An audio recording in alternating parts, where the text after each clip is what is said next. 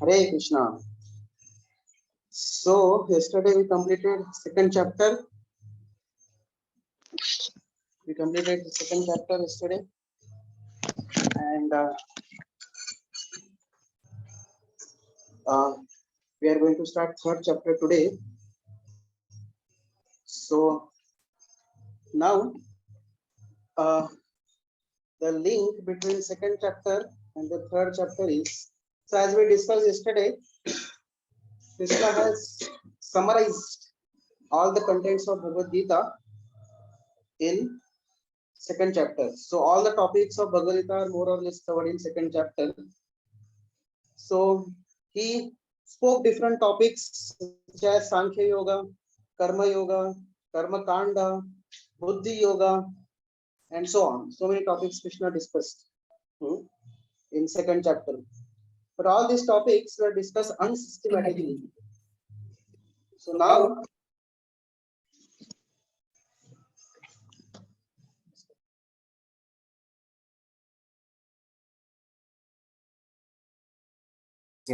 So now Krishna gives the systematic understanding. Now he speaks systematically about different concept he has spoken in second chapter. So in this particular chapter, which is called Karma Yoga, Krishna describes Nishkama Karma Yoga, or the great art of doing prescribed actions as an offering to the Supreme Personality of Godhead, without personal desire, and in this way avoiding the bondage of the work. Krishna also describes the discrimination which is necessary for a person desire to conquer over the lust and anger. So this word karma can have different meanings. There are various meanings of the word karma. One meaning is the action itself is called as karma. Second meaning is reaction to an action. We say, mere karma ke wajah se I am suffering because of my karma. So that is reaction to an action which causes destiny. So karma also means destiny. Sometimes also karma means a fruitive action which is intended to get particular result. So in this way, various terminologies can be used for the word karma. So now, in the previous chapter, second chapter, Krishna had told Arjuna that Durena Buddhi Yogena. He said in 49, it was 49th verse, Krishna had told that with the help of Buddhi Yoga, you should karma far away, especially Havaram karma. Havaram karma means what? Avaram karma is a abominable activities. Keep them far away with the help of this Buddhi Yoga. So now, the intention of Krishna was that he wanted to establish superiority of Nishkama Karma Yoga over Karma Kanda. But Arjun thought that what is our own karma? Abominable action? Killing. So killing as an abominable action, and Buddhi Yoga means by intelligence. What Buddhi means? Intelligence. So with the use of intelligence, keep bad actions like killing far away. That's what Arjun understood. So use your intelligence, and by the use of your intelligence, keep the abominable actions far away. So what he understood that, what to do, use your intelligence and don't kill, don't fight. That's what is a literal meaning of it. So that's how it seems contradictory for Arjun that Krishna is giving, unequivocal. Krishna is giving equivocal instructions. So that's how Arjun is little confused, and now he goes on to inquire. One thing about this particular section of this chapter, Karma Yoga, is what particularly first 10 verses, almost 9 to 10 verses, they are very deep and philosophical. So we will go quite slow for this particular section. First two sections of this chapter, we will go quite slow, going through each and every line of the purport. Then further 10th verse onward, we will go faster. because there the karma kanda discussions will start like that. So so now please begin with the first verse of third chapter.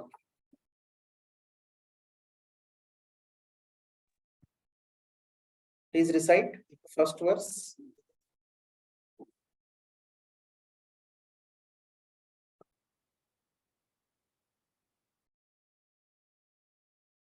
Antanu Prabhu, are you allotting somebody? Hare Krishna, Deepak Prabhu. Sorry, my mic was on. Sorry. Hare Krishna.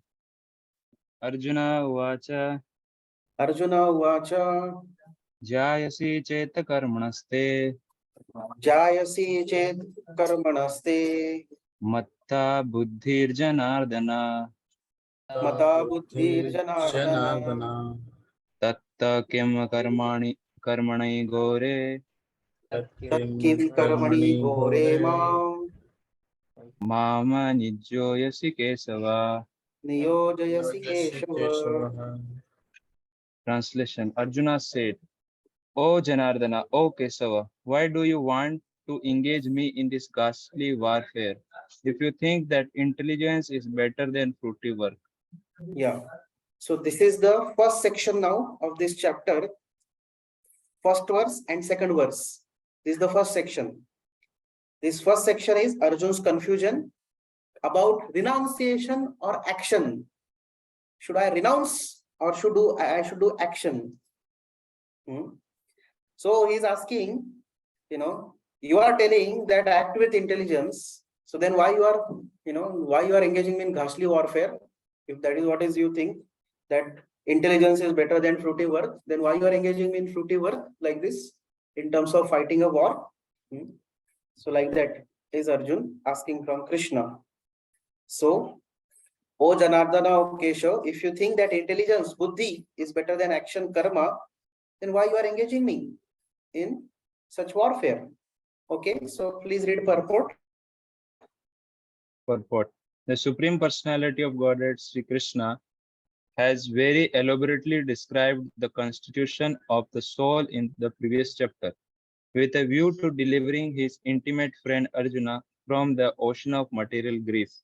And the path of realization has been recommended, Buddhi Yoga or Krishna consciousness.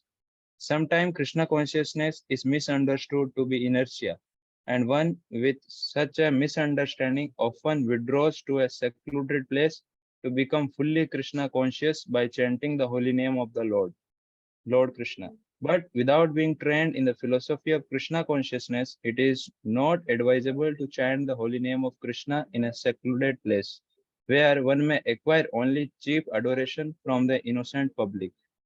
Arjuna also thought of Krishna consciousness or Buddhi Yoga or intelligence in spiritual advancement of knowledge as something like retirement from active life and the practice of penance and austerity at a secluded place. In other words, he wanted to skillfully avoid the fighting by using Krishna consciousness as an excuse. But as a sincere student, he placed the matter before his master and questioned Krishna as to his best course of action. In answer, Lord Krishna elaborately explained Karma Yoga or work in Krishna consciousness in this third chapter. Thank you. So here Arjun is posing as if he is like an ordinary person, and sometimes people while working, because they get a lot of troubles. When we work in this world, there are a lot of troubles, right? We all know there is a job in which there is some trouble, or even if you are studying, there is a trouble. So there are various types of troubles in this world. So sometimes people feel that, let us get rid of all these troubles and take to bhakti or spiritual life. Take to spiritual life, and in spiritual life, what we'll do? Prabhupada says inertia. What is that? Inertia means laziness. Kuch kaam nahi karenge. That's what is inertia. So sometimes people feel that after coming in Krishna, after coming to spiritual life, when we understand that we are not this body, we are spirit soul. Now there is such a knowledge. So why to act in this material world at all? Isn't it? If we are spirit soul, then why should we engage into materialist activities of this world? We should not do any material activity. Like that. So in this way, sometimes a person who is not with a proper understanding, Prabhupada says, he withdraws himself to a secluded place and he says, what? I'll just chant now. But in this regard, Srila Bhakti Thakur, what he says? Dushta madha tumi kisera Vaishnava pratisthara tare nirjanera ghare tava hari nama kevala kaitava. So Bhakti Thakur is telling, oh Dushtaman, you are giving such a proposal to go to a secluded place and chant and avoid all types of material activities. But your so-called chanting is simply a big pretense. It is simply a pretense. Tava harinama kevala kaitava. So you are doing it for what? Pratisthara tare, for getting some cheap adoration from people, some from name, fame, pratishtha, puja, labh, pratishtha, so that people will tell, oh, kitne अच्छे बाबा जी है, इनको, बस जब करते रहते, बाकी कुछ नहीं करते, like that. So that's what Prabhupada says, that Arjuna also thought that Krishna consciousness or spiritual life or Buddhi Yoga is what? Just retire from active life and go to forest and just practice some meditation, peace, for peace and austerities like that. And in this way, Prabhupada says he wanted to skillfully avoid fighting as an excuse. So spiritual life sometimes taken as an excuse to become lazy or lethargic and not become active. But the good quality of Arjun was, so he was thinking, oh, अच्छा है, बुद्धि योगा बोला है, spiritual life करने के लिए बोला है, Krishna consciousness करने के लिए बोला है, चलो सब, duties से भाग जाओ, go away from duties and you can live a very nice life, of, relaxation type of life. But then Arjun was a sincere student, and that's why although he was thinking in a particular way, he was not whimsical to act in a way he wants. He always put his question before Krishna. And in this way, Krishna is giving the answer. Okay. So please go to verse number 2. Dheeraj Prabhu.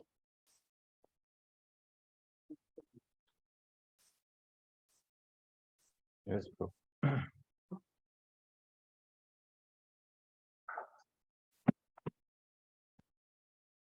व्यामिश्रेण वाक्येन व्यामिश्रेणेव वाक्येन बुद्धिमोहयसीव मे बुद्धिमोहयसीव मे तदेकं वदं निश्चित्य तदेकं वद निश्चित्य येन श्रेयोऽहम् आप्नुयाम्. येन श्रेयोऽहमाप्नुयाम्. Translation: my intelligence is bewildered by equivocal instruction. Therefore, please tell me decisively which will be most beneficial for me. Yeah. So,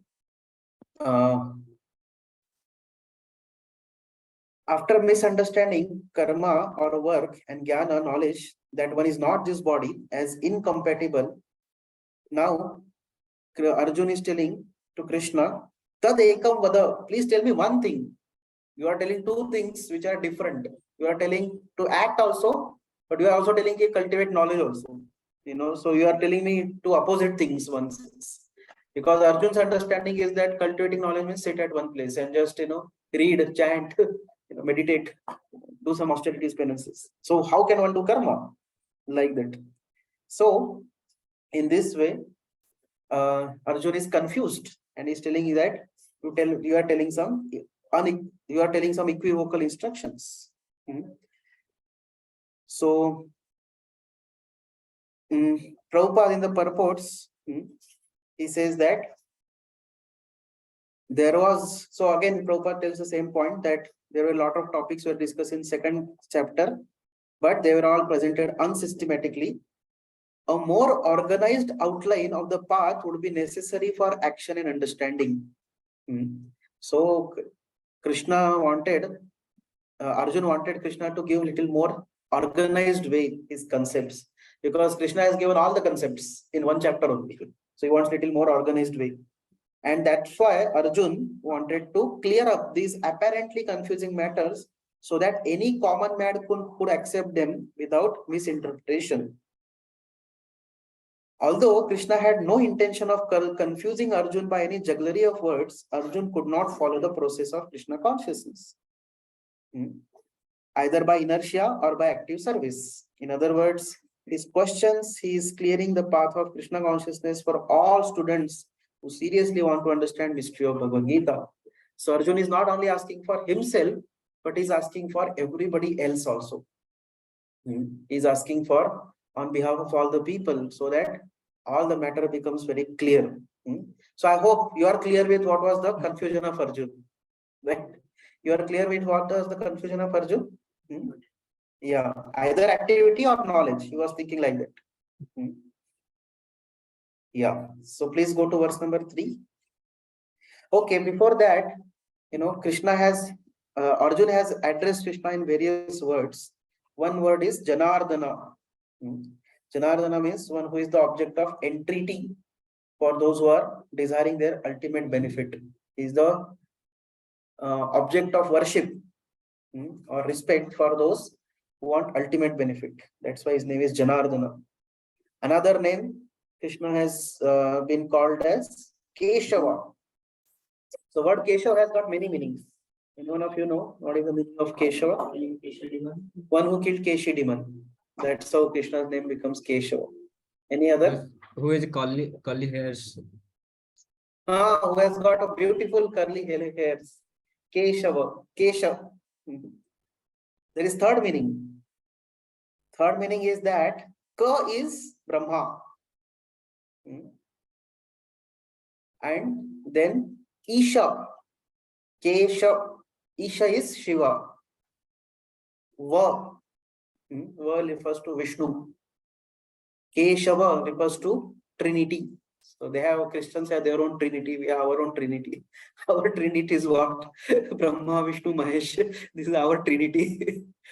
So now Keshava means one who is the basically source and controller of even Brahma and Shiva, and for that matter even Vishnu, who is source of even Vishnu. So in this way, Arjun is telling Krishna that you are the person whose instruction cannot be surpassed even by such great demigods as Brahma and Shiva.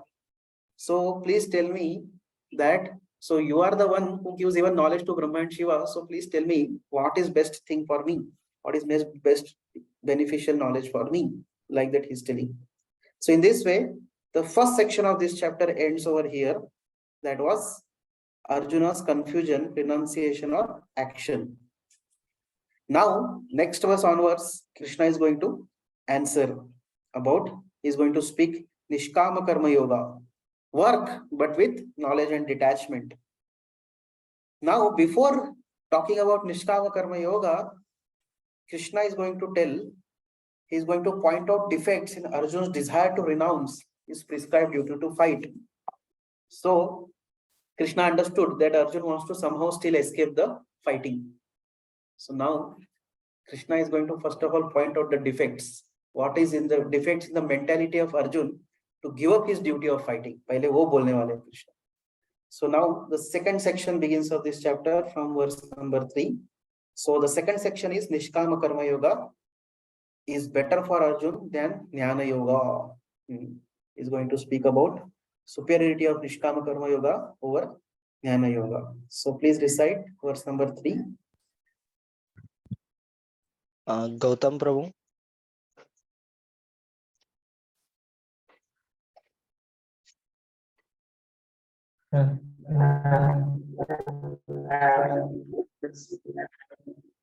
I think we Loke were- yasmin nishta.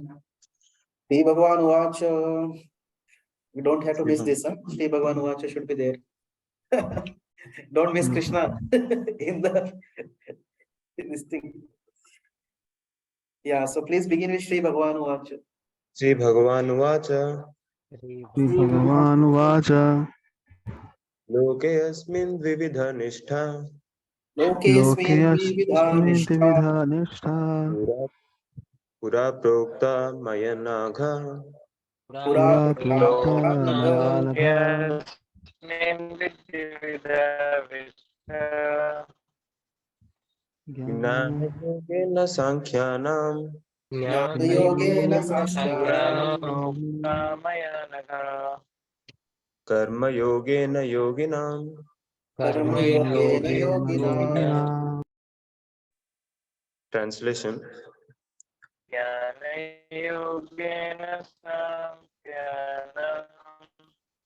The Supreme Personality of Godhead said, O sinless Arjuna, I have already explained Is that reciting something? Yes, Gautam, you can go ahead now. O sinless Arjuna, I have already explained that there are two classes of men who try to realize the self. Some are inclined to understand it by empirical philosophical speculation, and others by devotional service. So now this section, particular section from 3rd verse to 9th verse, in this section, Krishna is discussing that how liberation or bondage is not decided by one's activities, but by one's consciousness in performing those activities. It is not what activities matter, but the intention or consciousness which matters. So thus, renunciation is not merely some giving up action, but giving up attachment to the results of the action, giving up attachment to the fruits of action. So, in fact, renunciation of activities without necessary knowledge and purification will simply lead to destruction on the path of spiritual advancement. If one renounces without proper knowledge and purification, it leads to big chaos.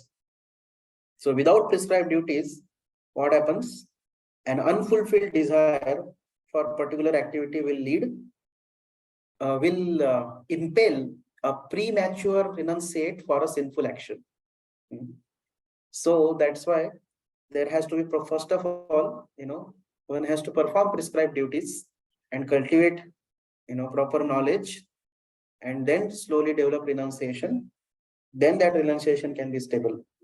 But without that, if a prematurely person takes to renunciation, then it may lead to a sinful action. That's what is discussed in particular this section. So Krishna is telling basically two paths. One is by karma yoga, another is sankhya yoga or jnana yoga. Like that, two paths are spoken. Two types of people: jnana yogi, who takes to sankhya yoga practicing, and karma yogi or buddhi yoga practitioner. So where Krishna has spoken earlier, it is in 2.39 onwards. Krishna has given this. So, okay, please read purport. Gautam Prabhu. In the second chapter, verse 39, the Lord explained two kinds of procedures, namely Sankhya Yoga and Karma Yoga or Buddhi Yoga. In this verse, the Lord explains the same more clearly. Sankhya Yoga, or analytical study of the nature of spirit and matter, is the subject matter of persons who are inclined to speculate and understand things by experimental knowledge and philosophy. The other class of So men, there are people who want to understand everything by experiment, by speculation. Again, you must have seen some people are there like that. That they want to taste everything. They want to see that. They want to speculate on various things. They want to analyze too many things. So such people, it is that Sankhya Yoga or Jnana Yoga is meant for such type of people. Okay, go ahead.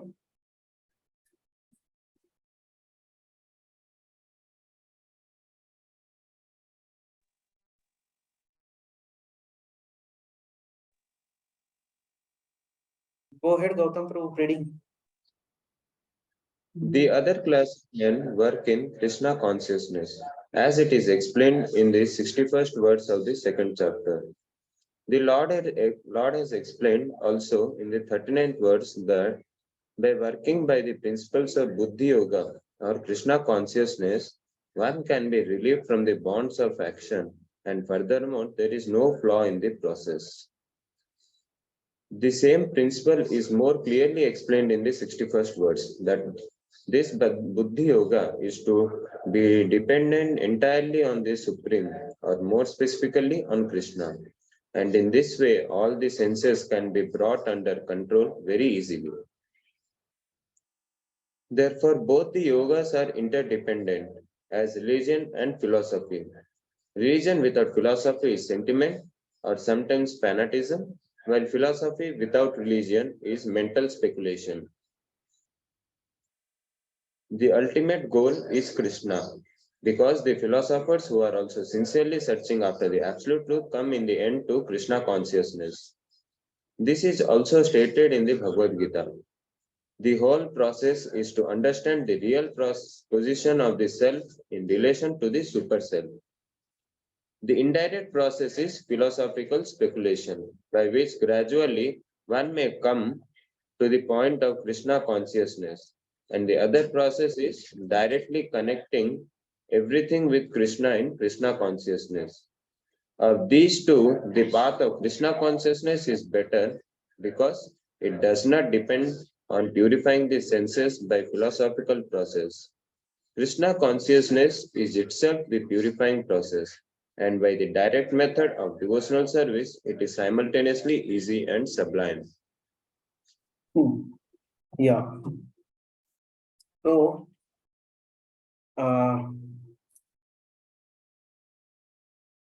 although Krishna has described two types of nishtha or two types of people in previous chapter, so the karma yogis perform prescribed work and jnana yogis who renounce work.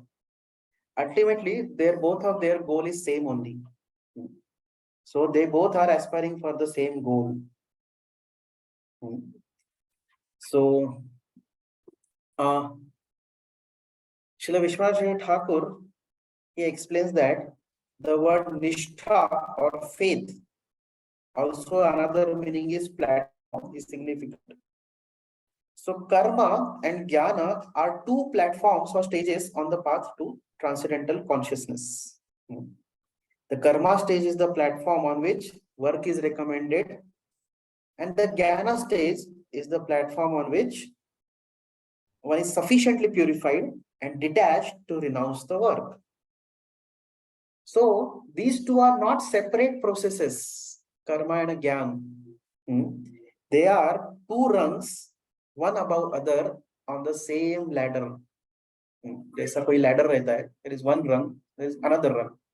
So karma is a lower rung, jnana is a higher rung, like that. So now the word nishtha means depending on one's position or faith or the purity of heart, basically based on one's own situation, one is recommended to either act on the platform of karma or jnana. But Arjun misunderstood these two, karma and jnana, to be two separate processes leading to different directions. That was a misunderstanding of Arjun. So, but basically they are two stages on the same yoga ladder, like that. So Prabhupada in the purport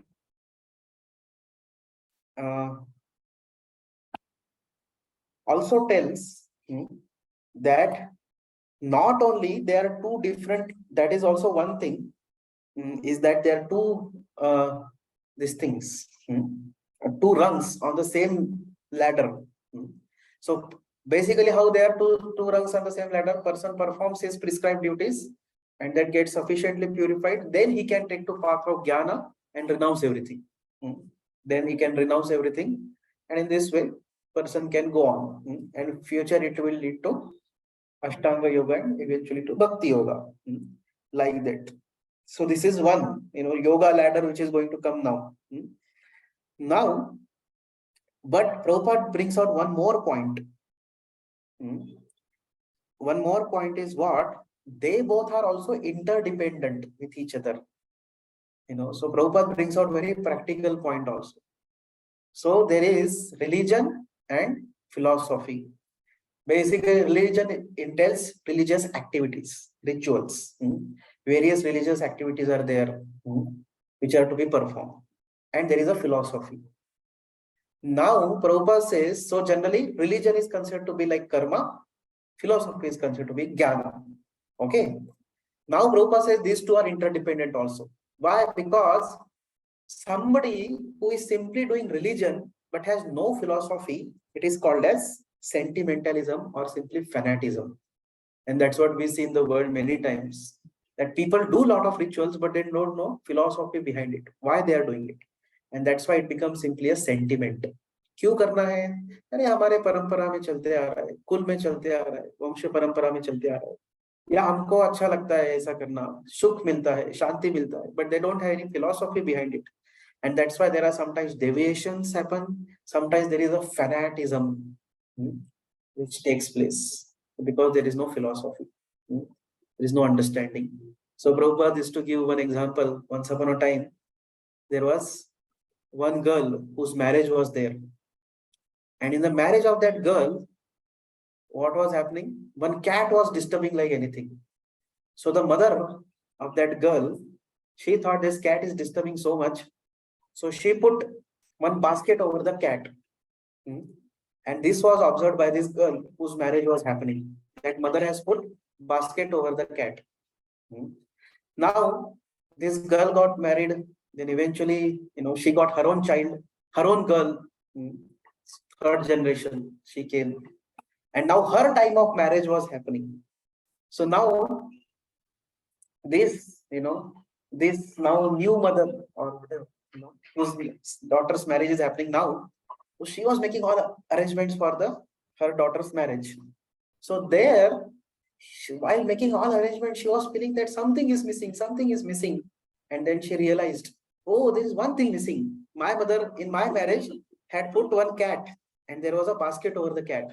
So she thought that this is also part of marriage ceremony. So there was no cat there, but she brought a cat. Somehow she searched out a cat. She put that cat, made her sit on the floor near that marriage function where it was happening, and put a basket on that, thinking that this is a part of ceremony. You see, so there is religious ritual, but without any understanding. And in this way, sometimes kind of deviations also happen. We वो correct नहीं किया तो generation after generation they will think that marriage के लिए cat लाके उसके ऊपर basket डालना पड़ता है like that. So that's why Prabhupada says it becomes a fanatism or sentimentalism. So that's why religion without philosophy means karma without jnana is sometimes fanatism. Philosophy without religion is simply speculation, and that they are called as technically armchair speculators. Armchair speculators are those who simply keep on sitting and speculating, but because they don't do any particular religious activity, so their knowledge becomes simply theoretical and there is no practical utility of it. And in this way, people consider such kind of people to be like useless because they are simply speculating. There is no practical utility. So in this way, Prabhupada says these two rungs are ultimately interdependent. Not only they are the rungs of same, there are two stages or platforms on the same path. At the same time, they are interdependent with each other. So now, third thing is that the goal of both of this path is ultimately to come to the end of Krishna consciousness. So, to understand oneself as the servant of the Supreme Lord. So Prabhupada says that there is an indirect process is jnana and the direct process is bhakti. So now, the meaning over here that Krishna consciousness is directly connecting and serving Krishna. Whereas jnana process is trying to search out who is absolute, who is supreme, and then trying to speculate various ways about the nature of Supreme Lord. So in this way, path of bhakti or Krishna consciousness is better, because on the path of jnana, first of all, one has to purify one's senses very ardently by various philosophical speculations, and understand that how this sense gratification is dangerous and how this sense gratification leads to miseries. And in this way, somehow they try to abstain from sense gratification, and in this way, enlighten the senses with knowledge. And in this way, the person becomes purified. And in this way, then one starts searching for the higher truths of life. And in this way, one searches for Supreme Lord. So it's an indirect process, and it's a very long wounded process. But the process of Krishna consciousness is what? Directly engage, although your senses are still impure, they are not fully pure, your mind is still impure, still engage it directly in Krishna's service. And in this way, directly come to the platform of bhakti. So now this will be little cleared up ahead, so please just be patient about this, because Nishkama Karma Yoga and Bhakti Yoga, ye dono aa gaye idhar, how things are equated. So that will come little ahead.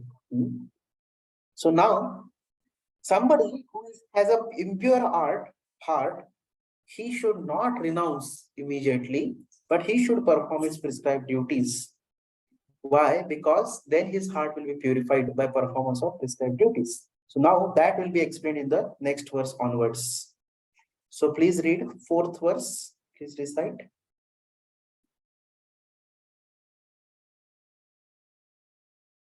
Himanshu Prabhu.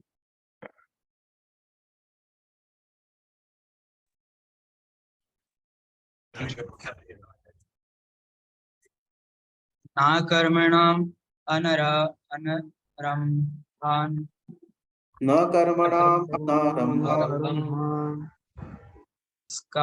niskar nayam purusha snute Naiskaryam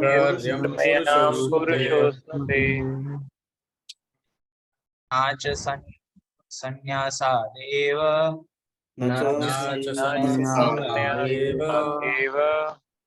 siddhim samadhi gacchate.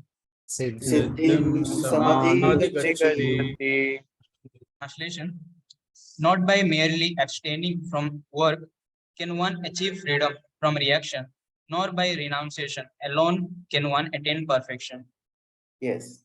So the way Jnani thinks is what? Jnani people, their thinking is what? Work is a cause of bondage. So better renounce work. And in this way, if there is no work, there is no question of any reaction. For action, there is reaction. If there is no action, there is a reaction. It's a very simple logic, and that's what Arjuna was thinking. If I don't act only, if I don't fight only, then there won't be any sinful reaction. This is the best way to avoid sinful reaction, isn't it? But Krishna is telling, no, your concept is wrong. Simply by giving up work, one cannot achieve freedom from reaction.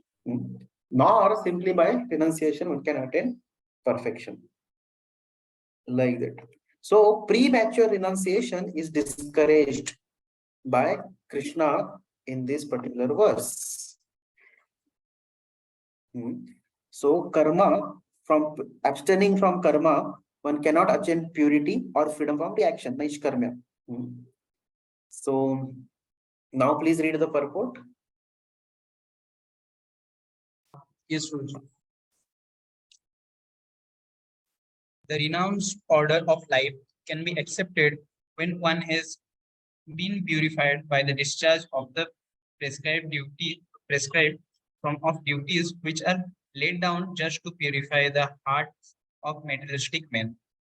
Without purification, one cannot attain success by abruptly adopting the 4th order of life sannyasa.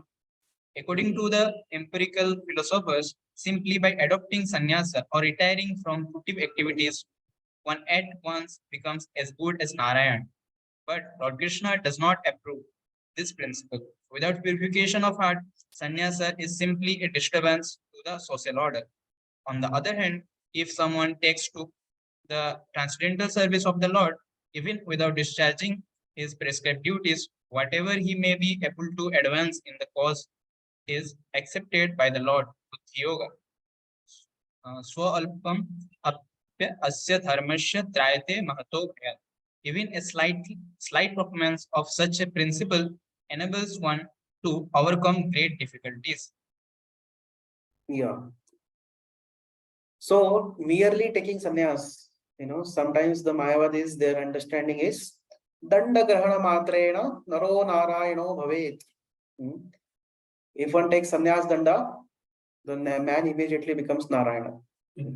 But this is a big flaw, and Prabhupada is taking nice opportunity to give one kind of slap for Mayavadis in this. So people feel that if I renounce, then things will be all right. And sometimes that's what we discussed in the beginning also. Sometimes people get fed up with the troubles of this material world and they go to the level of, so first bhoga, bhoga, bhoga, then tyaga, go to tyaga. But Krishna saying this tyaga is not so, the tyaga done out of frustration is not very stable. Because Prabhupada says in the purport, his heart is not purified. And without such purification of heart and proper realization, if one just takes to the tyaga abruptly, that will become disturbance. So that's why in order to take sannyas, one has to be purified in his heart. On the other hand, Prabhupada says that even if somebody is not so much purified by performance of discharge, performance of his prescribed duties, but he can still advance in the process of spirituality if he engages in the service of the Lord. So Prabhupada is also in kind of which Krishna is going little gradually, but Prabhupada is giving end at every purport. You understand? No? Because what is the reason? Prabhupada is directly talking about devotional service everywhere. Of course, again, the devotee, who is that? That will come in the 10th verse. We'll discuss about it more.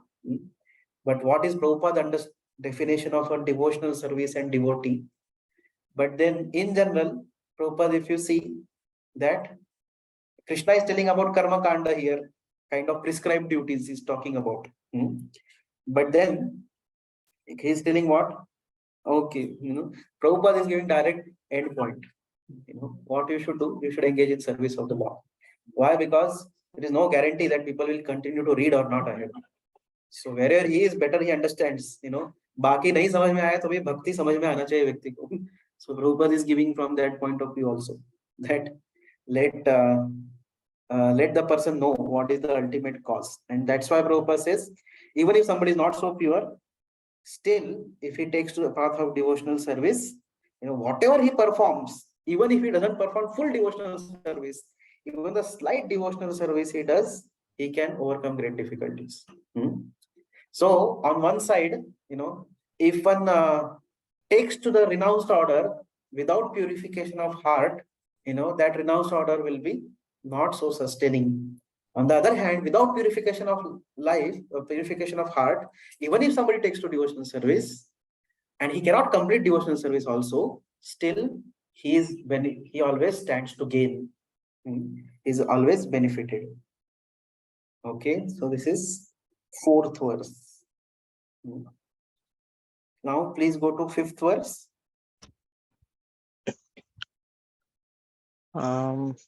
Karthik Prabhu, registered.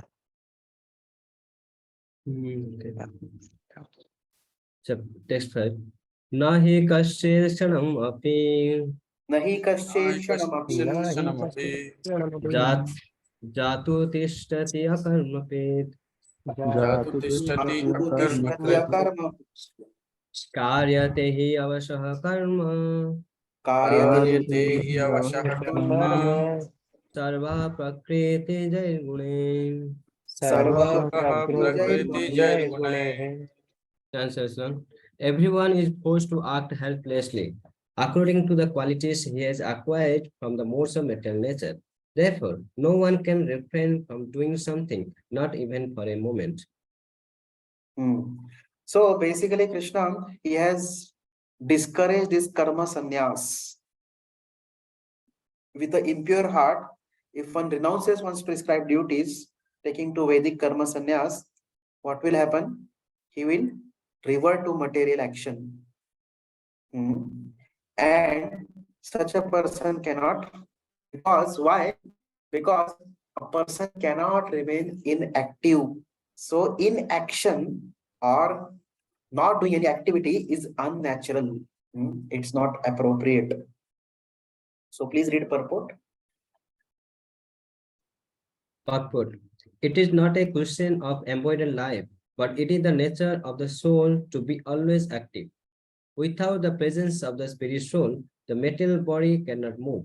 The body is only a dead vehicle to be worked by the spirit soul, which is always active and cannot stop even for a moment. As such, the spirit soul has to be engaged in the good work of Krishna consciousness. Otherwise, it will be engaged in occupations dictated by the illusory energy. In contact with mental energy, the spirit soul acquires mental modes. And to purify the soul from such affinities, it is necessary to engage in the prescribed duties of Krishna consciousness enjoined in the Shastras. But if the soul is engaged in his natural function of Krishna consciousness, whatever he is able to do is good for him. The Srimad Yeah, Prabhupada Bhagavatam. is quoting this Taktva Sadharma verse. Can you read the translation? If someone takes to Krishna Of that consciousness, yeah. So if someone takes to Krishna consciousness, even though he may not follow the prescribed duties in the Shastras or execute the devotional service properly, and even though he may fall down from the standard, there is no loss or evil for him. But if he carries out all the injunctions for purification in the Shastras, what does it avail him if he is not Krishna conscious? So the purificatory process is necessary for reaching this point of Krishna consciousness. Therefore, sannyas or any purificatory process is to help reach the ultimate goal of becoming Krishna consciousness, without which everything is considered a failure. Yeah. So we see that everybody is bound in this world by particular modes of material nature. So first of all, Prabhupada says that it is not whether embodied or liberated. It is no question of conditioned life. Sometimes the Gyanis, they have thinking that a conditioned soul is active. A liberated soul is peaceful. That's what they think. So activities are manifested in the conditioned state, they think. But a person who is liberated, who is what? Shanti, Shanti, Shanti. No activity. That is a misunderstanding. Prabhupada says it is not like that. He says that even the spirit soul constitutionally is very active. So activity is not unnatural. Inactivity is unnatural, even for a spirit soul. And now, in a pure liberated state, his activities are activities of devotional service to Krishna. In conditioned state, the activities are guided by the three modes. A person acquires particular type of conditionings, and in this way, based on that, he acts. And we see that even the conditioned soul cannot remain without activity at a particular moment. We see how modes push a person, right? It is very clearly seen. Even while chanting, when we are chanting, chanting kar rahe, but फिर भी we cannot peacefully chant. Sometimes people see mobile, kiska message aaya. Even while hearing class, we want to do 10 activities parallelly, isn't it? Because that mode of passion is pushing like anything. We cannot peacefully sit and hear also sometimes. We cannot peacefully sit and chant also. 16 माला एक जगह पे बैठ के कर नहीं पाते, उसमें कुछ ना कुछ याद आ जाता है, अरे ये करना है, वो करना है, वो करना है, वो करना है.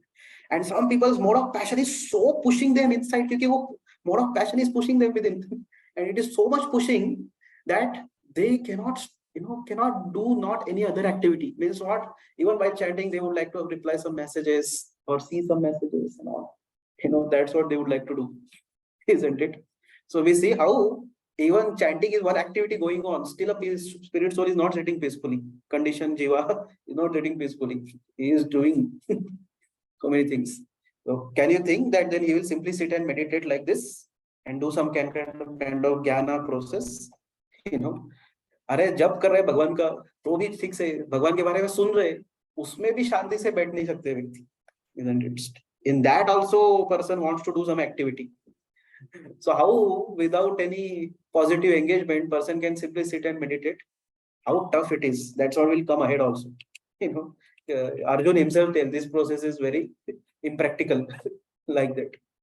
Because modes push a person, na Baba. Mode will keep on pushing a person. Person in mode of passion, what will happen? He will have to do some activity. So हाथ पैर हिलाने का बहुत इच्छा होगा. Person who is more ignorance, he will doze off. Also, he cannot do any activity properly. You know, isn't it? The person in mode of goodness, maybe he will do something, you know. So in this way, person cannot remain without activity at any point of time. And sometimes some people gain control over activities, but their mind gets so distracted, isn't it? And with such a distracted mind, eventually they are again pushed to do particular activity. 16 माला के बाद क्या करते हैं कुछ devotees नहीं taken vow now, you know, will chant and chant and chant, will not do anything else. But जैसे ही 16 माला complete होता है, चलो भागो भागो भागो, अभी ये करो वो करो वो करो. वो 16 माला खत्म होने से पहले भी बहुत सारे प्लान बन जाते हैं मन में, अभी इसके बाद ये करेंगे, अभी उसके बाद वो करेंगे, अभी वो करेंगे, ये करेंगे. So you see how much spiritual is like, you know, so active. So the spiritual itself is very active, and in material conditions also it remains active.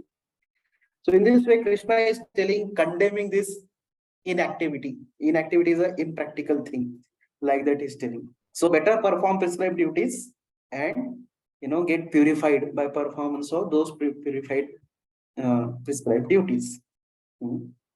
Otherwise, if one does not perform one's prescribed duties, you know, good work, then he will engage into, you know, Maya's work. So activity he must, either he has to do good work or bad work. Either of two he has to do only. Some work he has to do, either good work or bad work. Now Prabhupada says this good work is activity in Krishna consciousness. And if one doesn't serve Krishna, there is only one option, that is to serve Maya. There is no in-between state. Either serve Krishna or serve Maya. दोनों में से दूसरा कुछ तीसरा कुछ option है नहीं. तीसरा ऑप्शन है inactivity, but it is impractical many times.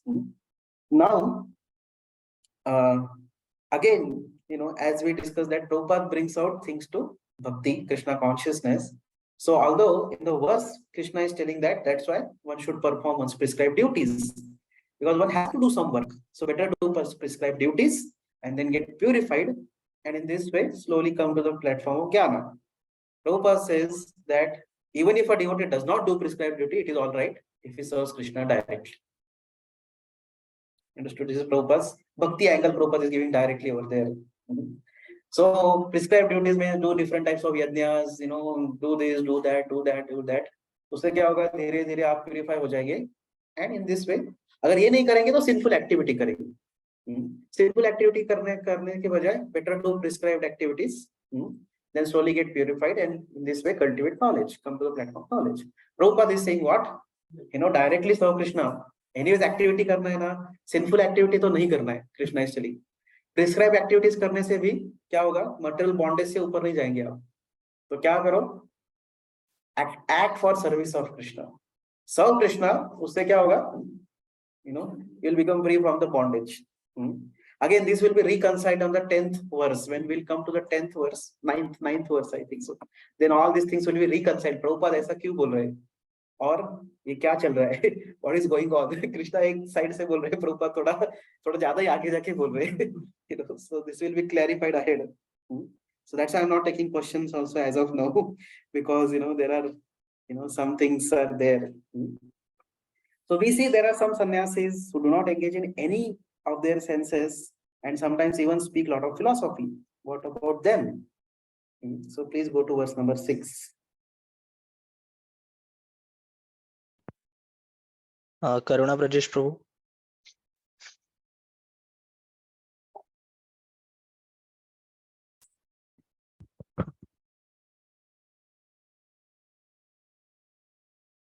Okay, Lalit Prabhu.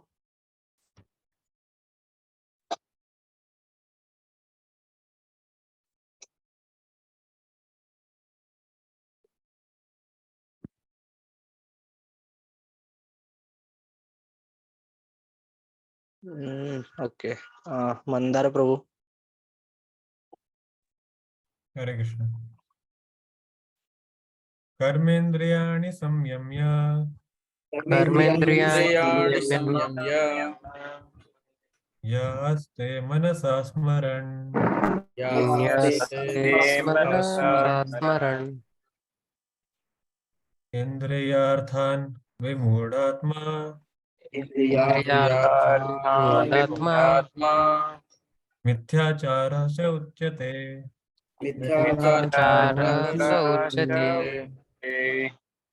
Translation: one who restrains the senses of action, but whose mind dwells on sense objects, certainly deludes himself and is called a pretender.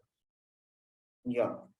So in second chapter, Krishna told Arjun, Karmanyeva adhikaraste. Your adhikar is to do karma, prescribed duties, and not renunciation of those duties. Why? Because the soul must act.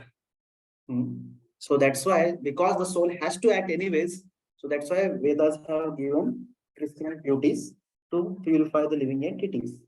Thus, by acting according to Shastra in a detached mode, in knowledge of the difference between the self and the body, one becomes elevated to Jnana platform. So when the prescribed duties are done in proper knowledge, as per the codes and conducts of scriptures, one can be elevated to Jnana platform. Only then one has the option to give up the prescribed duties and take sannyas. But without such performance of prescribed duties, if one takes to sannyas directly, whereas his heart is not still purified, he'll find himself in difficulty. So Krishna is describing about such a renunciate now. What is this renunciate? He is externally not acting in, his senses are not active externally, but inside he is thinking of sense gratification. His mind is dwelling on sense objects. Externally is not engaging in sense gratification. Internally, he is engaging into thoughts of sense gratification. He is cherishing the thoughts of sense gratification. Such a person is called as mithyachara, pretender. Please read the purport.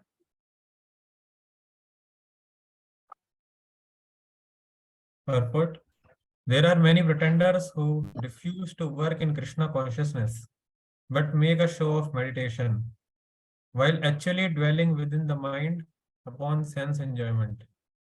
Such pretenders may also speak on dry philosophy in order to bluff sophisticated followers.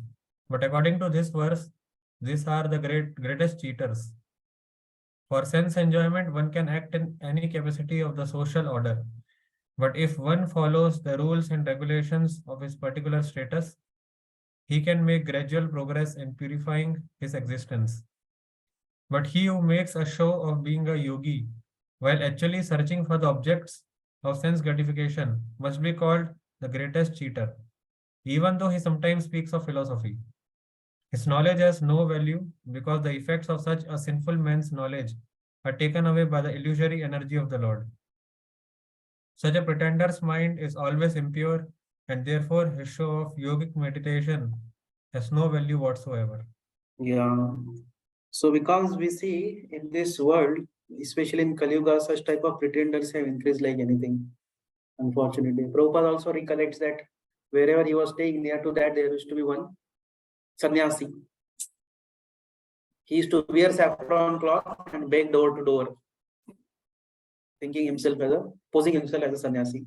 But he had a prostitute also. So he would wear saffron clothes, go door to door, beg in the guise of a sannyasi, and at home he would wear shirt pant and would engage into sex life. So this is a pretender. So we see that such a person who has prematurely taken sannyas without proper purification, what happens is that he becomes a pretender, and such a person becomes simply disturbance in the society. And that's why people's opinion about renunciates nowadays in this world has kind of have been tarnished. Isn't it? People's opinion about renunciates have been tarnished. Sometimes even when the devotees go, when the devotees go to some places, people immediately feel this fellow has come for a beggar, as a beggar. He wants to something, beg something like that. People feel these people are simply beggars. They don't do any activity. केवल भीख मांगते रहते और भीख मांग के खाते और दूसरा कुछ नहीं करते. This type of wrong misunderstanding has happened about saffron order, especially because of such mithyacharis, because of such pretenders. On the other hand, somebody has a lot of desires for sense gratification, then he does his prescribed duties and in this way engages in regulated sense gratification. That is preferable. Why? Because slowly he will become purified from that desire for sense gratification. On the other hand, somebody who is a cheater, who simply is searching for sense gratification, although externally he poses as a renunciate, externally he poses as if he is a tyagi, but either his mind is always thinking of sense gratification or even physically he is eager for sense gratification. Such a person, although he may speak big philosophy, Prabhupada says his knowledge has no value, because such a person, his knowledge has been taken away by Maya. His knowledge is stolen by Maya because his mind is always impure. And that's why he's simply, his meditation or his so-called renunciation is simply a big show. It's simply a show bottle renunciation. It's not a real renunciation. So neither he can sustain such a renunciation. On the other hand, he brings bad name for the renounced order of life also. He brings bad name for the renounced order of life. He's called as a hypocrite. Like that. So very strong verse, isn't it? Okay, so please go to 7th verse.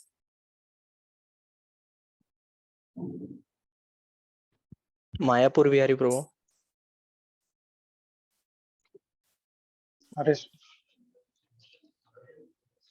यस्तो इंद्रियाणि मनसा इंद्रियाणि मनसा नियम्यारभते अर्जुन नियम्यापरते अर्जुन कर्मेन्द्रिय कर्मयोगम् कर्मेन्द्रिय कर्मयोगम् असक्तः स विशिष्यते विशिष्यते. Translation. On the other hand, if a sincere person tries to control the active senses by the mind and begins karma yoga in Krishna consciousness without attachment, he is by far superior. Okay, so yeah. Now he is telling that Arjun, Krishna is telling Arjun that if the work is renounced without proper adhikar, the qualification of purity of heart, such a person's mind will dwell on the sense objects because his heart is not yet pure. A pure heart is the heart which is detached. Even in the mind, he doesn't hanker for sense gratification. So he will delude himself thinking that I am a renunciate. So the word mithya means false, achara means activities. So Krishna is telling your activities will not match your renounced dress and you will be a pretender. Such a person is not qualified to receive Lord's mercy. So person should act according to his adhikar. And one's adhikar can be understood from one's spiritual master. Just like Arjun learned about his adhikar from Krishna, similarly, one should learn about his adhikar from his guru. What adhikar he has, based on that, one should act accordingly. So Arjun is, Krishna is telling Arjun that you are not meant for that jnana process. You are meant for performing your prescribed duties, and you should do your duties. If you go and renounce like this and go to the forest and act as if a Brahmana, what will happen? Will simply become a mithyachari. You will not be able to sustain that type of renunciation. So you are not meant for renunciation. You are not eligible for it. So similarly, here Borijan Bru says that one should understand one's eligibility for spiritual master. So now in this 7th verse, Krishna is telling that a sincere person, on the other hand, he tries to control his active senses and engages his senses without attachment. And such a person is far better than a pretender who adopts show battle spiritualism, simply to cheat innocent public. Okay, please read purport.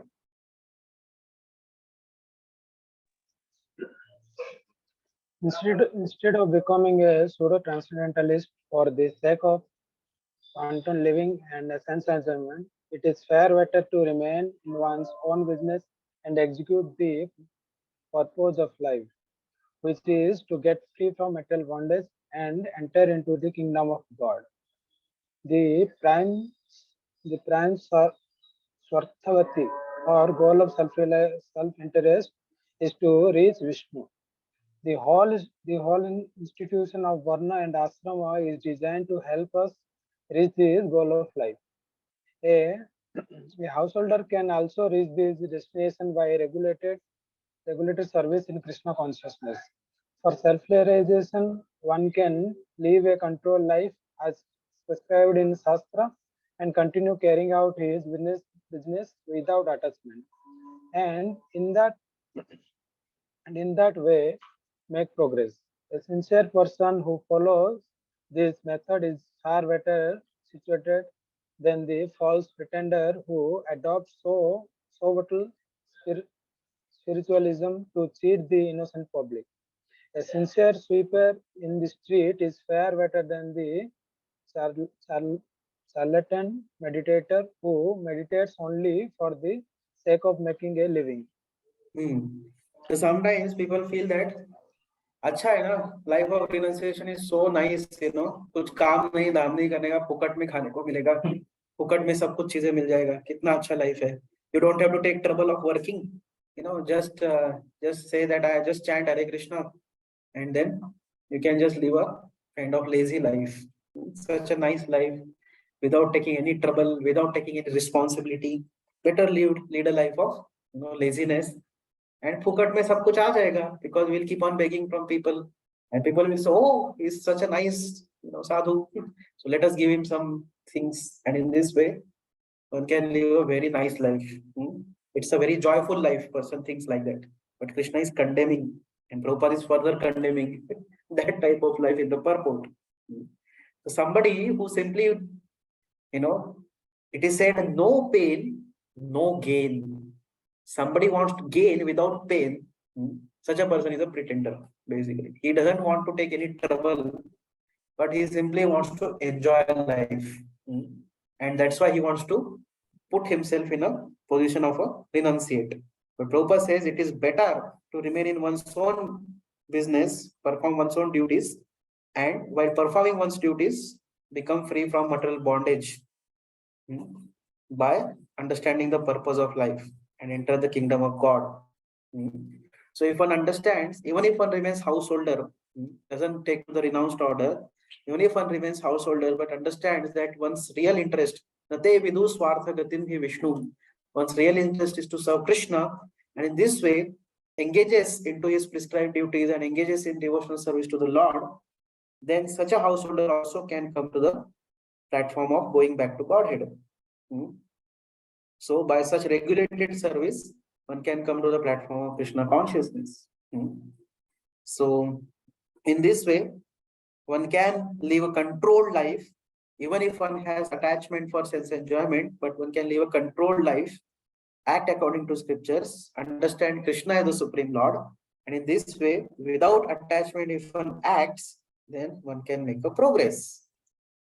So Prabhupada says such a person is far better than a pretender who simply adopts a show bottle spiritualism to cheat innocent public. He's simply making a show of renunciation and wants to cheat the public, but doesn't want to actually, develop the higher goals in life. It doesn't work for developing higher goals in life. And Prabhupada is quoting from Bhakti Thakur. What is this statement? Last statement is from Bhakti Thakur actually. A sincere sweeper in the street is far better than the charlatan meditator who meditates only for the sake of making a living. So they don't want to do job. They don't want to do any business. They don't want to do any activity or any service, but simply want to meditate simply for getting some cheap popularity and also sense gratification. And that's why so many swamis, yogis have been caught and put into jail also because of this reason, right? Because of engaging into some illicit sex. Typically they fall prey to illicit sex, or they go into some zone of different types of sense gratification, even ego gratification also, in terms of post positions in this world. They want to become some big post holders in this world. So in this way, their renunciation is more or less show bottle, like that. So so this verse describes that the beautiful householder is better situated than mithyachari sannyasi. So in this way, Prabhupada is glorifying Varnashram system here because it leads conditioned soul to gradually ascend towards the path of self-realization, to the position of self-realization. Okay, so our time is up today. So next week we'll continue with the 8th verse, like that. Thank you very much. Hare Krishna. Srimad Bhagavad Gita ki jai. Jai. Srila Jai. Prabhupada ki jai. Jai. So now some questions I can see, and if their answer is going to come ahead, because I know there are a lot of, that's why we are going very slow in this section, because it is a little tough section. And the purports of Prabhupada, and this is going on in a different way. So let us see. In the previous chapter, as a prelude to Bhagavad Gita, many different paths were explained, such as Sankhya Yoga, Buddhi Yoga, control of the senses by intelligence, work without future desire, and the position of neophyte. What is Srila Prabhupada referring to by the position of neophyte?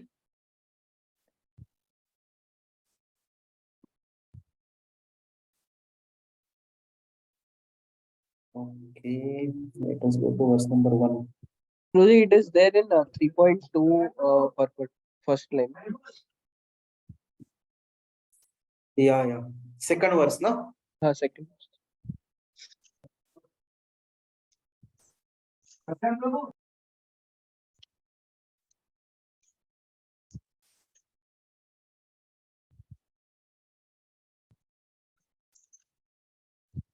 Yeah, so position of neophyte basically refers to, in the second chapter,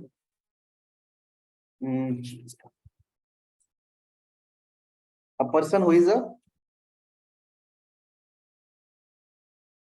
karma kandi. That is what is neophyte. Vedic karma kandi person. That is what is neophyte referring to. Karma kandi person. Okay, thank you. Why here Jnana Yoga is considered here as speculation, as it was referred to Buddhi Yoga in the last chapter? Jnana is speculation, more or less. But Buddhi Yoga is not Jnana Yoga. Buddhi Yoga is Nishkama Karma Yoga. Nishkama Karma Yoga is Karma Yoga in which one works in knowledge and detachment. That is Buddhi Yoga, not Jnana Yoga. So Buddhi Yoga, we have to understand very clearly. It is not Jnana Yoga. It has some Jnana because he has the knowledge of one's real position and the results of being fruity mentality. But such a person, he acts. So Nishkama Karma Yoga is Buddhi Yoga, not Jnana Yoga. The Jnana Yoga typically refers to no activity and simply cultivation of knowledge and meditation. Whereas Buddhi Yoga is action, but with proper knowledge and detachment, like that. So that's why Jnana Yoga is a speculation, speculative path. Neti. Then, because of impurity of senses, will not by doing offense, that also delay the achieve pure bhakti self-realization. Because of impurity of senses, will not by doing offense that is also that will also delay the achievement of purity. Yeah, impurity of senses will lead to offense. Yeah, correct. It may lead to some offenses also. One of the greatest offenses also, to commit sinful activities on the strength of holy names. And that way also it will delay in pure bhakti. Correct. Person who wants to take the renounced order, how can he know that his heart has been sufficiently purified? Yeah. So that's why it has to be known from whom? Guru. Guru. Krishna told, what is Arjun's adhikar? Our Guru can tell, what is our adhikar. What is the difference between activity in Karma Yoga and activity in Krishna consciousness? Yeah, this question, please wait. We'll go next time. Ninth जो है ना यज्ञार्थात कर्मणाम नेत्र वर्ष 9th है कि 10th? 9th है. उसमें सारी चीजें क्लियर हो जाएगा. Because what Prabhupada refers to Krishna consciousness is very broad term basically. Jada Bharata did renounce everything and away from society. What about him? Yeah, but he was on that platform. That's why he had that adhikara. So he could do it. His mind was internally not thinking of sense objects. Internally also he was detached, and that's why externally he was renounced from everything. But Mithyachari means externally is renounced, but internally is too much attached. Prabhuji, So somebody has that when adhikara, he he was can do it. Prabhuji, when he Yes. was in deer, in the first life, Prabhuji, he attached to deer. That time also he renounced. Yeah, so that's what, at least some acharyas say like that. So actually, it is not that, the Bharat Maharaj, you are talking about Jada Bharat, right? Jada Bharat was fully pure. So Bharat Maharaj, as far as Bharat Maharaj is concerned, he also did not prematurely renounce. He renounced with Uttama Shloka Lalasa. He realized that whole material world is, nothing but pebbles. And he renounced this material world just like one renounces stool after passing it. That's what Bhagavatam says. So he was fully realized person. He was fully purified person. So we cannot say that he renounced prematurely.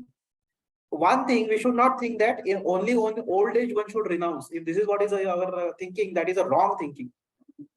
Old age is not the qualification for renunciation. Somebody, even in young age, he gets that type of realization, then he can renounce in young age also. That's what Bharat Maharaj could do.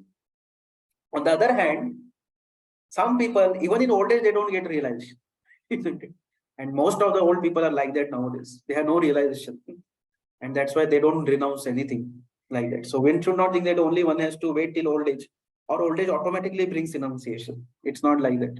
Sometimes, in some cases, it may bring. Difference between Buddhi Yoga and Nishkama Karma Yoga. Nishkama Karma Yoga and Buddhi Yoga is same. It's same thing. Nishkama Karma Yoga is only referred to as Buddhi Yoga. Like that.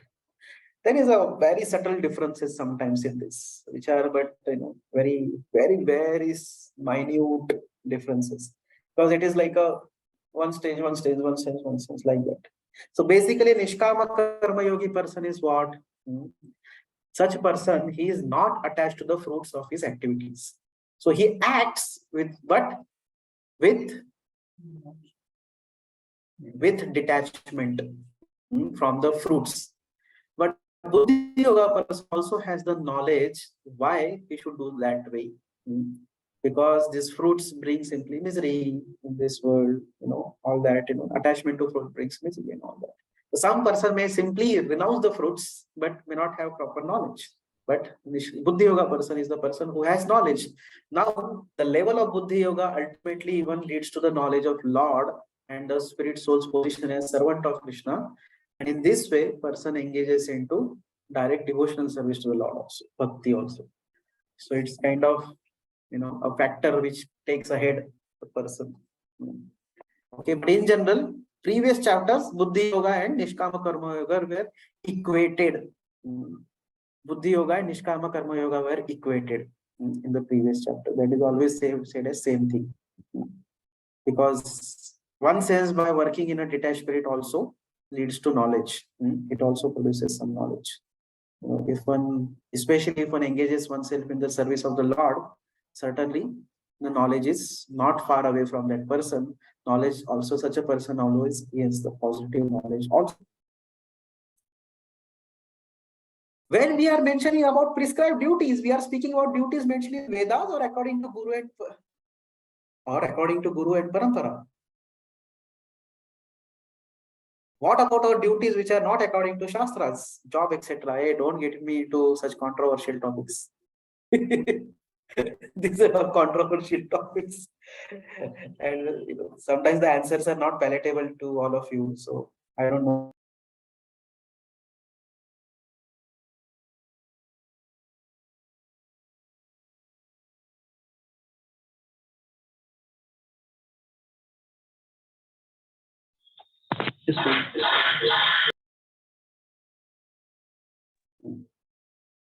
So, first of all, what do you mean by prescribed duties? Strictly speaking, prescribed duties means duties performed according to Varna Ashrama that are called as prescribed duties. If one is Brahmana, he should do his prescribed duty of Yajan, Yajan, Patan, Patan, Dana, Parigraha. If somebody is Kshatriya, then he should do his prescribed duty of administration and protection and war and all that. Somebody is a Vaishya, he should engage into trade. And there are many duties. I'm just telling a gross work. And the Shudra, he should engage into services. So these are the prescribed duties according to one's Varnashrama inclination and Varnashrama position. They are called as prescribed duties. So when we say karma, these prescribed duties are according to Varnashrama inclination. Now, what comes your job in which category, that you all decide. I don't want to say anything about it. No comments, that you all can understand and you can decide yourself. Now, what about those duties which are given to us by Guru and Krishna? They are also prescribed duties. So they are constitutional prescribed duties. And there are conditional prescribed duties. So conditional dharma of a living entity is Varnashram dharma. And constitutional dharma of living entities is Bhakti. So when there are duties given to us by our Guru and Krishna, they are directly Bhakti, devotional service. Those activities which are according to our Varnashrama, they are basically conditional duties. All right. So I hope this answers the question. Jnani also, they give up all activity. Jnani only give up activities. What about their renunciation? What is that? I mean that their renunciation. Oh, this is not so clear. Can you speak it? Yes, Pruji, I am asking if it is not possible to give up the activities, as Krishna says, Nahi kaschit chedamapi, and Gyanis say that we don't want to do any activity because they bring either good or bad results, and we want to be indifferent to those. So what they renounce, because it is not possible to give up activity, and they are telling we will renounce all the activity. So what is the perfection of Gyani's renunciation? Perfection of Gyani's The best of the Gyani, what he renounced. Perfection of Gyani's renunciation is to understand that Vasudeva Sarvamiti. He understands Krishna is all in all. And in this way, he comes to the platform of engaging into devotional service to the Lord. But sometimes Gyani engage into Shantarati, in the meditation and reverence towards the Lord. Adoration, they achieve Shantarati in the spiritual sky. So that is their destination. Does it mean that it is not necessarily that Gyani's path is wrong, but it is not suitable for all? Yes. Means one who perfect. can simply sit and meditate, then it is fine. Otherwise, one should engage his senses in Krishna's service. So Jnana Yoga is a bona fide path of self-realization. It is a bona fide path of perfection. But directly taking to Jnana Yoga without Karma Yoga is not proper. So first of all, that's why it is a rang. Rang means what? पहला सीढ़ी चढ़ो, पहला step ले लो, फिर दूसरा ले लो, फिर तीसरा ले लो, फिर चौथा ले लो.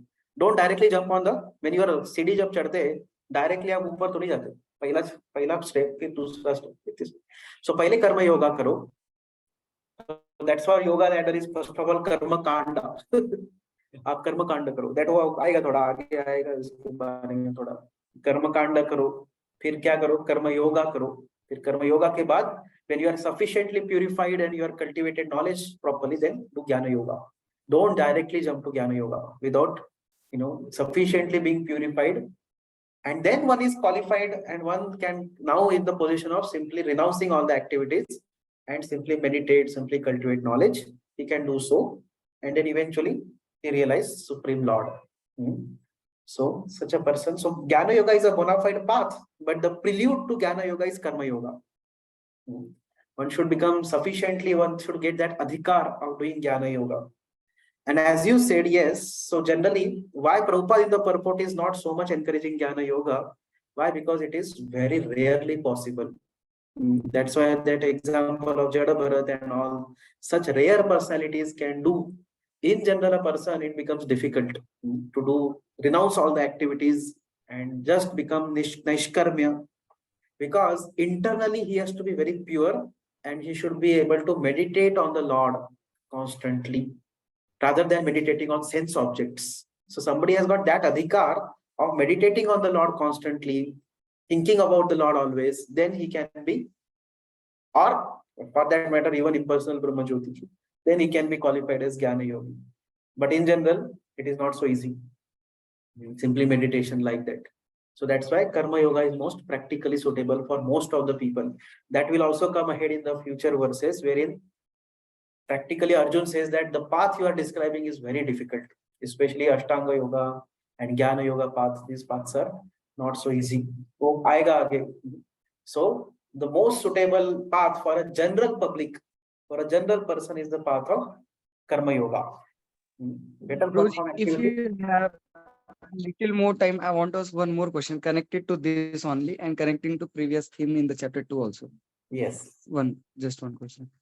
Roji, a devotee is thinking, is not very much inclined to take the Jnana Yoga process because there is a fear that renouncing the thing without proper knowledge and other, one have the risk of falling down. On the other hand, Jnani is thinking that, but the devotee is thinking, I should engage my senses rather in service to Lord.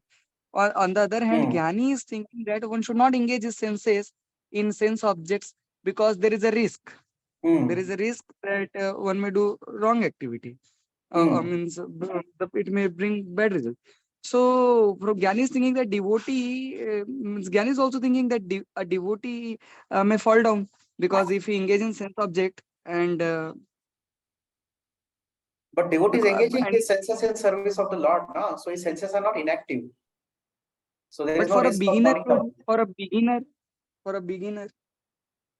beginner devotee, that's why a beginner devotee also should engage his senses in the service of the Lord. And for a neophyte devotee, that's why last time also I described that neophyte devotee, although he has not developed that higher taste, so his senses have tendency for sense gratification. So that's why in the beginning, he restrains his senses on the order of Guru and he engages, but positively he engages senses in the service of the Lord. For example, somebody likes to hear some music. Now, Jnani may think that hearing a mundane music will contaminate me and it will bring some reactions, mundane music. But a devotee, what he does is he hears Krishna conscious music. And in this way, he purifies his senses. And because his senses are rightly engaged, so they are safe. Although a neophyte devotee, as you said, may have tendency to engage into mundane music. He may have tendency, but he controls it, because he has understood things through proper knowledge. That's why reading, hearing is very essential. He has cultivated some knowledge of Bhakti, and because of that proper knowledge, he controls his senses. And not only he controls his senses on proper understanding and intelligence, at the same time, he also engages his senses into hearing something positive. That is hearing about Krishna, hearing about Krishna conscious music. So these two things combined together make a devotee safe. Whereas Jnani, he only does first part by his intelligence and by his proper proper knowledge. He gives up what he gives up, mundane music he may give up, but he will not do positive music. So same way, what happened to Vishwamitra?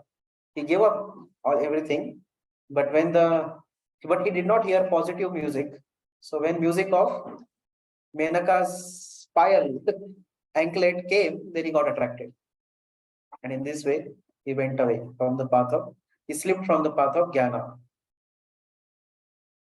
Does it clarify? Yes, Proji, this makes it very clear. It was really nice answer, Proji. I really understood that even means a devotee will even lose taste gradually by engaging positively in all those activities. But Jnani may have renounced it, but he will not lose the taste. The example you gave the Vishwamitra and others also. And devotee is doing both the thing. He's restraining also on the order of Guru, and also because he cannot completely reference, so he's engaging the senses positively. Yes. So reference for this previous chapter, the verse was Karmendriyani samyamya ya ase manata manasa smaran. Not this verse. This is this verse. So what is that? Tani sarvani Yukta asit Tani matpara. sarvani samyamya yukta asita matta. yukta asita matpara. So control your senses. Yukta asita matpara. Engage them in my sense. Both the things should go on. Tani sarvani samyamya and yukta asita matpara. Yes, correct. Hare Krishna, Prabhuji. So for sadhaka, how do we relate this 3.6? Because here Krishna is actually condemning even sadhaka also. Because in sadhaka stage, you'll find he is also still dwelling on the same subject, although externally he may be restraining. Correct. So that is condemnable only. 1.6. Karmendriyani samyamya aste manasa smaran. Yes, indriyathan vimudhatma. So he restrains his senses of action, but mind dwells on the objects. So one thing, this is certainly a sadhaka also does, that restrains the senses. His mind may be dwelling on the sense objects, but a sadhaka also tries to engage his senses in the service of the Lord, and that way he doesn't just pose himself as a big renunciate. That's why that is important for a devotee also, a neophyte sadhaka devotee. He should not, that's why, take sannyas. Business, because sannyasi, if he does that, it is a very, very responsible position of a sannyas order. So devotee, that's why understands that, he knows that, yes, Prabhu, I am not that qualified to be sannyasi, so I am engaged into my prescribed duties, and because of my attachment to the sense objects, and then I am slowly trying to improve. So that type of thing is certainly a sadhaka. He is not, because he is not making a show off of his renunciation falsely. So that's why he is considered to be proper. Now, one thing here is also on a subtle level, what is the intention? If a sadhaka, if he's trying to get rid of material desires and material attachments in mind, then he's not a pretender.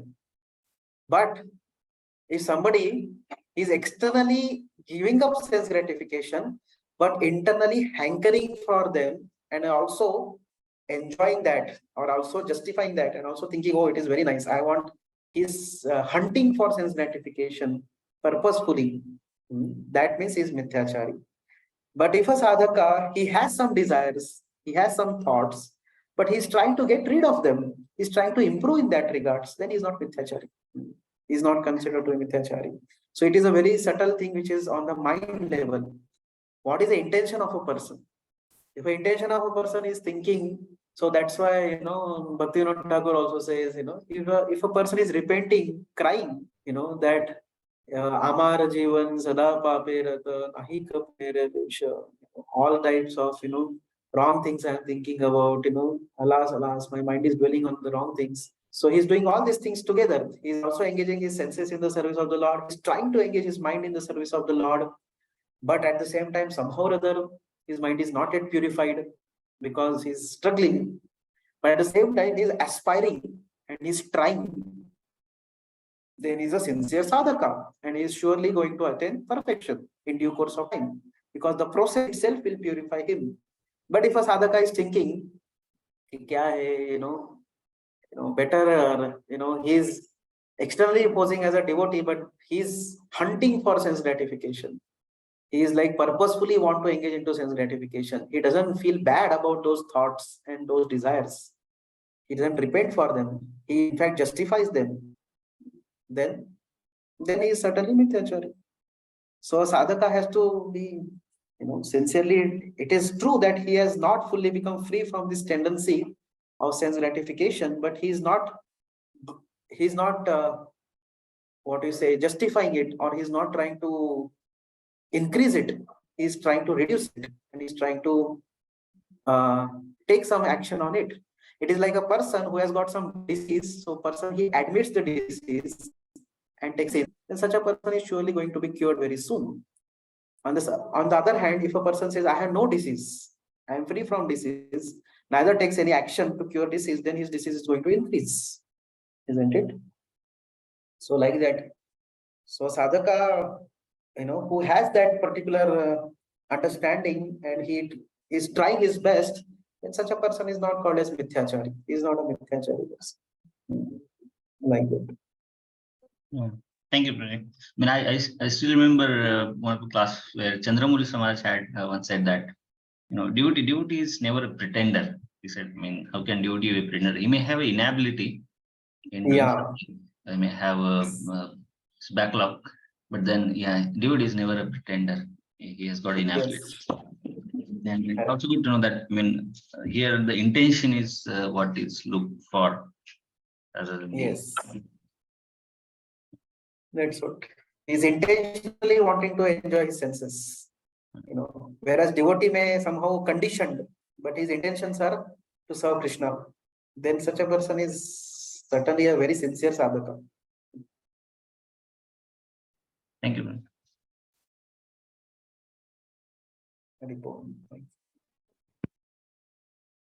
Hare Krishna. Thank you, Guruji. Hare Krishna. Hare Krishna. All these chapters, from starting from this third chapter up until we reach to devotional service, becomes very difficult because Prabhupada, if you see in every verse, as you said, Prabhupada would put devotional service. It becomes very confusing sometimes. What really is Krishna talking about? Because Krishna probably may be talking about Karma Yoga, but then Prabhupada is also giving conclusion to the further chapters here. Krishna is talking Karma Kanda and Prabhupada is Yes. Prabhupada is talking about pure devotional service here. It becomes very difficult to understand sometimes. When 9th verse will talk, that time things will be more cleared up. So just we have to wait till 9th verse. So यज्ञार्थान कर्मणाम यत्र जब वर्ष आएगा तब बहुत सारी चीजें clear हो जाएगा. Correct. I remember some devotees when we were in Hyderabad. There was one newcomer who was coming. He was like very well educated. He was working in Microsoft that time. And when he started reading it, he said, "No, what is this happening? Everywhere your Prabhupada is directing it to devotional service. It's not devotional service being talked here." Yeah. Somebody was saying, no. Up until now, you people have lived devotional service and put everywhere karma kanda only. So that's why Prabhupada is now talking about devotional service everywhere, because that is what is left over. Yeah. Actually, even Chaitanya Chaitanya says in one place that one of the way of writing book is also, if you understand the goal of the book and write the book based on the goal, that is the best way, in fact, of writing a book. So Prabhupada is understanding the goal. So rather than making a very slow progression towards goal, पहले से भी goal के अनुसार ही आप बोलो. So that is the best way. Because even if a person doesn't, वो टिकता नहीं है last तक, वो goal आने तक, फिर भी उसको goal पहले समझ में आ जाएगा. He knows it. So better like that. But ninth verse के ऊपर थोड़ा हम उसके ऊपर और थोड़ा discussion करेंगे. Yes. Now, as a prescribed duties, Prabhuji, as we know, Kalo Shudra Sambhata, so we are not Shudra. So doing prescribed duties like serving others is what we are doing right now. No comments.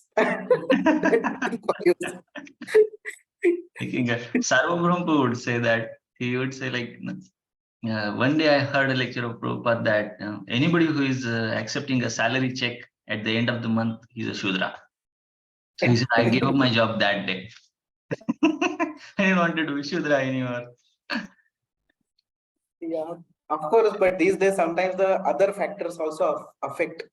The social situation is little different also. Sometimes it is not that favorable for other things. That is also a problem.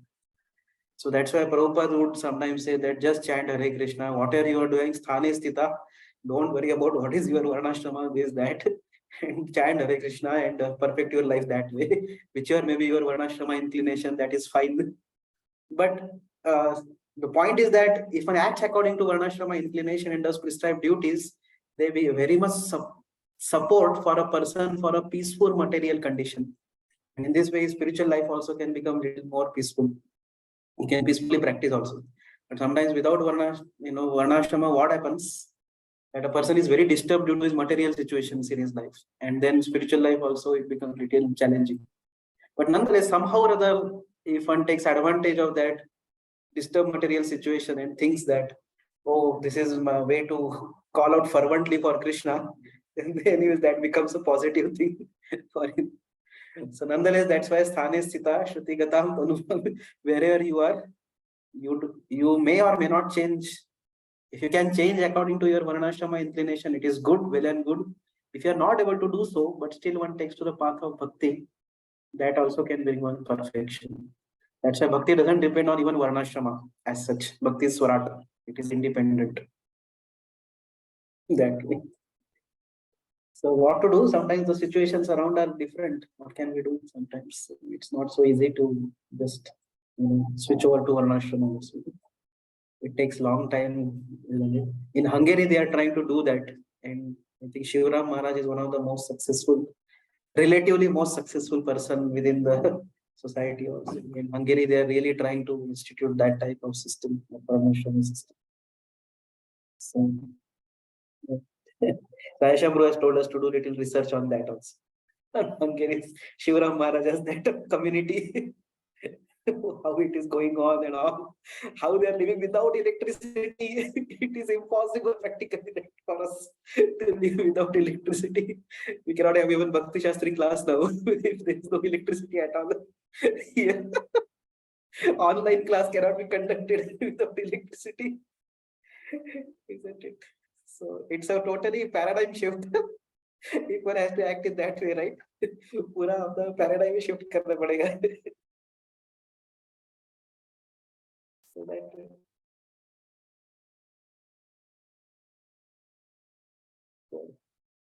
So what is natural? That is natural, or what is natural? Both the What do you mean by natural? that is what I'm asking. Proji means natural means like we said in the today also we discussed in the class that taking renunciation without proper knowledge is not natural. Sitting ideally is not natural, it is unnatural.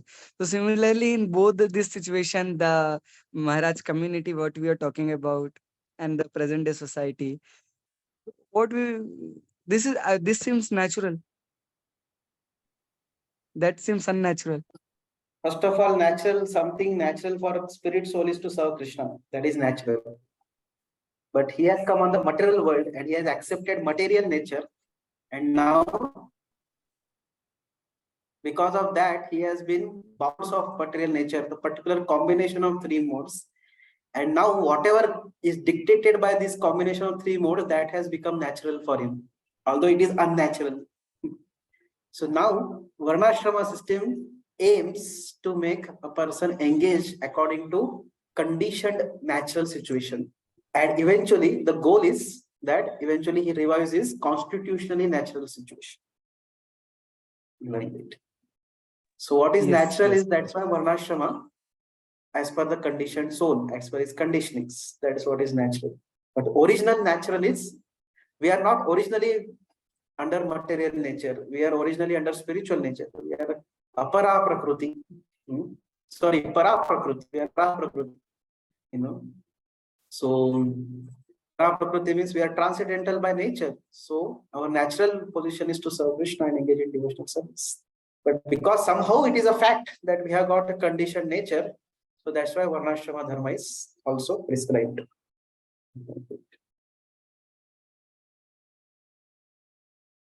Guruji, as you So that's said, why, the society has changed. Society has changed. So accordingly, perspective for the Varnashram has also changed, or it should be seen from the same perspective what we see in the real stories mentioned in the Shastras. Acha, so now, is it a natural living the way Maharaja's community is? So frankly speaking, that is a natural way, because even in the modern society, wherein there is a particular set, like for example, now modern people, everybody just blindly goes for engineering and medical, whether they have inclination for it or not. But we see that it is not natural, and that's why people, when they do take admissions, they suffer and they are dissatisfied. And I myself am the example of it. Although I did engineering, but later on I understood it's not my nature to be engineer. I would have been better off Sanskrit teacher or Sanskrit student. That would have been natural for me. So we see that although it is kind of, a conditioned soul in Kali Yuga, he is forced into particular social position, but he is not happy for it. He is not satisfied with it. And that's why it is unnatural for him. It is not natural. But what we are talking is that somehow the situations are also like that, that what to do, person is caught up into that type of situation. And the way out is not that easy. For example, if we say somebody is Vaishya by nature, but for him to start up a business without sufficient funding from the parent side and all that is not that such a easy thing. So he may take up some kind of, other job or something like that.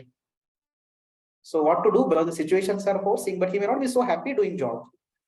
So it is not natural for him to do job. For him, business is more natural. But somehow is forced by the situation. So we cannot say it is natural. Whatever is forced by the situation is not natural. But sometimes he is left with no other option, but at least for time being. Over the period, he may be able to change things in his life. Like that. So it's not exactly natural to live in this forced social situation. And that's why it's not sustainable the way it is going on. But irrespective of whether it is natural or unnatural, if one finds happiness in Krishna consciousness, then it can neutralize the suffering one may get because of being put into unnatural position. Because one is putting oneself into supremely natural position of being servant of Krishna. Because even if one executes one's Varnashrama duties very nicely and acts according to Varnashrama, and he may be happy on a material scale to some extent, he cannot be 100% happy. Why? Because cycle of birth, old age, disease, death will still trouble him, despite following Varnashrama. And despite being happy on one level, he'll be happy on one level, but he cannot eradicate misery fully unless and until he comes to his constitutional position as devotee of Krishna. That is the only place where one will be fully happy. But Varnashrama position is relatively happier than not following Varnashrama. If one follows Varnashrama, one will be relatively happy. So it is a relatively happy position. Is it clear? Yes, Prabhu, it is clear. We have this verse, no, what is that? Dharmas vanishritam pumsam vishvaksena kathatsuya. Correct. And So we can also see this, goal of like Varnashrama is also, that's why, to invoke gradually the devotion towards the Lord. If the Varnashrama doesn't bring out to the Vishnu Bhakti, even the Varnashrama is considered to be a failure. So that's why Varnashrama also, but the Varnashrama system given by Shastras is made in such a way that slowly one will be attracted, and one will become more and more develop understanding of Krishna. Like for example, any Vedic ceremony begins with what? Om Keshavaya Namah, Om Narayana Namah, Om Madhavaya Namah. So automatically there is devotional service is included. And if a person does it seriously, then we'll understand that Lord Narayan is the goal of everything. Krishna is the goal of everything. And in this way, person becomes, through this Varnashram process, person is elevated to the platform of devotional service eventually. That can happen. So that's what is the actual goal of Varnashram also. That's why last time we had discussed this example also. If one is going, but if one doesn't know where one is going, despite following rules and regulations of traffic, and one is very nice driver, one doesn't overspeed, but one doesn't know where one is going, then that type of going has no value. Similarly, one may follow Varnashram, but if one doesn't know that the goal of Varnashram is Vishnu, so Vishnu Aradhyate Pumsam, according to Vishnu Puran, Varnashram Achavarata Purushena Parapuman, Vishnu Aradhyate Pantha, Nandistoshyasya Karanam. So goal of Varnashram is to please Lord Vishnu. So if that is not understood, then simply following Varnashram is also not so helpful. Again, one may become relatively happy rather than not following. If one follows, one may become relatively happy, but one cannot come out of the cycle of birth and death. Which means Varnashram is just to make one peaceful, means mentally stable, mentally peaceful, so that he can execute devotional service. Yes, Nicely. this is the perfect understanding of Varnashram. Complete and perfect understanding of Varnashram. Thank you, Prabhuji, for explaining in so detail. Hari Hari.